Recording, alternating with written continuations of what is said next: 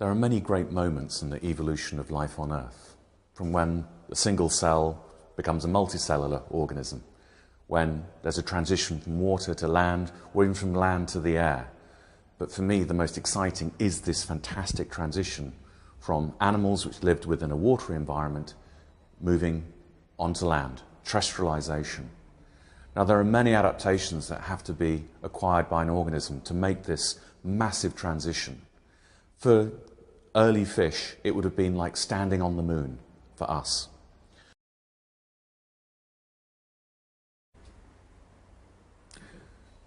The biomechanics of being on land are quite different from being in water.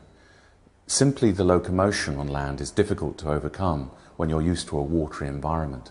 If you think of a fish with its moving its sinusoidal body from left to right, gravity pulls down on a body, so all of the muscles have to function in a very different way.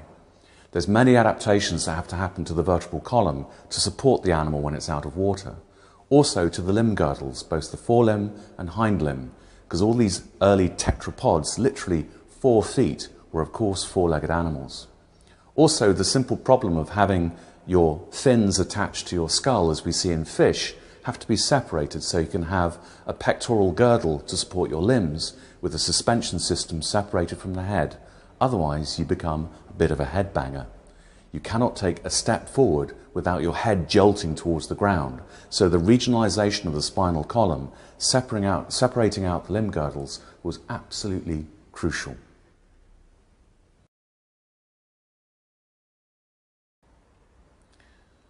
There are several key physiological adaptations that are required for an organism to make the transition from water onto land.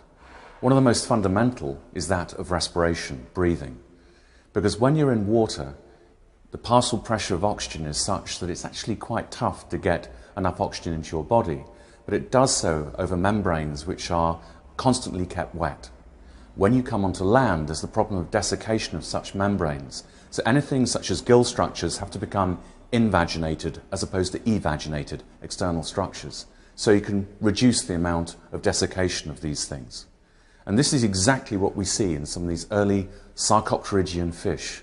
We have related groups today which are still found in Africa. We call them lungfish, for they have a very primitive lung that functions quite successfully on land, albeit for short periods of time. There's also the issue of reproduction, because when you're producing eggs, you don't want them to desiccate. Something that we see in all of these early tetrapods is that they still lay their eggs in water.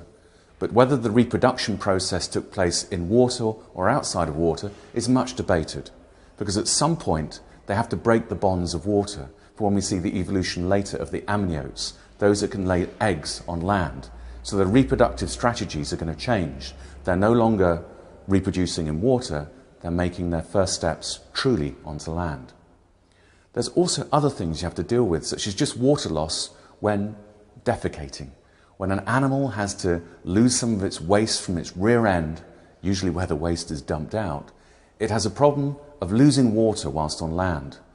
If a modern animal living on land today suffers from diarrhea, one thing that happens rapidly, it becomes dehydrated and it can cause death. Early tetrapods had to deal with this problem as well. They had to find a way of extracting as much water from their fecal waste as possible before it was dumped out of the body, and that reducing the problems of desiccation. And then there's the sensory systems, because when you're looking at another organism when you're in water, the refractive index of water is quite different to what you'd have in air. So all the sensory systems have to change. We see in some of these early tetrapods something called the lateral line system. It's a sensory array that runs around the front of the upper jaws of the animal. These would have been little electrical sensors, effectively, which allowed the animal to sense its prey in a watery environment. In air, completely useless, but we still see small signs of the lateral line systems in these early tetrapods, possibly suggesting both an aquatic and terrestrial lifestyle. These truly were the first amphibians on the planet.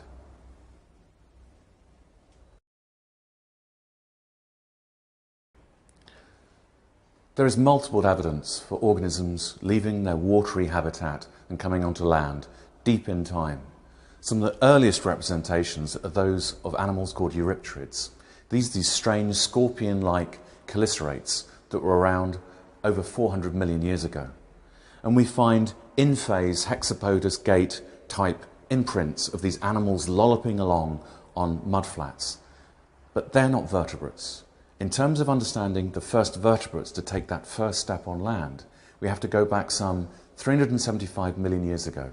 There's a remarkable fossil which is called Tiktaalik.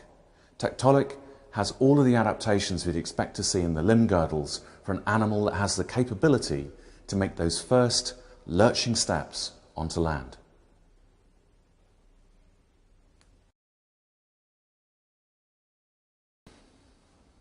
The process of colonization of land was one that took place over millions of years. And it's in the early Carboniferous, some 300 to 310 million years ago, that we see the pinnacle in terms of evolution of animals which have made it from water onto land.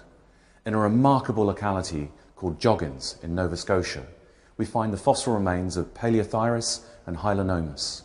These are creatures which have truly become adapted to the terrestrial sphere. So much so, we now consider them reptiles. These are the first animals to truly occupy land, albeit in environments which are still quite damp. They chose to live at the bottom of rotted out tree stumps. Paleontologists have discovered these creatures purely as a function of excavating down through such stumps and finding their fossil remains. Astoundingly rare, but wonderful insight into the evolution of reptiles from their distant tetrapod ancestors.